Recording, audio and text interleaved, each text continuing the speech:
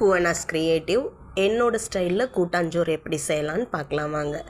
தேவையான அளவு அரிசிக்கு நான் எடுத்துருக்கிறது மைசூர் பருப்பு, அதோடு சேர்த்து கொஞ்சோண்டு துவரம்பருப்பு, இதையும் தாண்டி மஞ்சள் பட்டாணி, பச்சை பட்டாணி, கடலைப்பருப்பு, அதோடு சேர்த்து காய்கறியில் பார்த்திங்கன்னா நான் பச்சை மிளகாய் 2 சேர்த்துருக்கேன். பொதுவாக சேர்க்க மாட்டாங்க.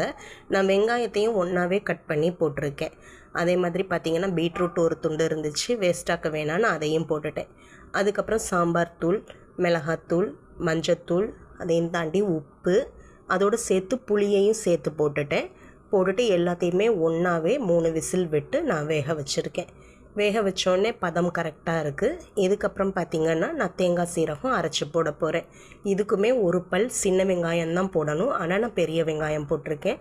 அது போக உங்களுக்கே தெரிஞ்சிருக்கும் வெள்ளைப்பூடு ஒரு பல், அது போக உங்களுக்கு சின்ன சீரகம், தேங்காய் எல்லாம் வச்சு பேஸ்ட்டாக எடுத்துகிட்டு அதையும் அதில் போட்டு நான் மிக்ஸ் பண்ணியிருக்கேன். அதோட கொஞ்சோண்டு எண்ணெயும் சேர்த்துருக்கேன். கொஞ்சோண்டு பால் இருந்தது, பாலையுமே அதில் ஊற்றி நான் விரகிட்டேன். இது நான் ரொம்ப சிம்பிளாக செஞ்சுருக்கேன். எங்கள் அம்மா செய்யும்போது சின்ன வெங்காயம் தான் சேர்ப்பாங்க. கண்டிப்பாக பார்த்திங்கன்னா முருங்கைக்காய் இதில் சேர்த்துருப்பாங்க.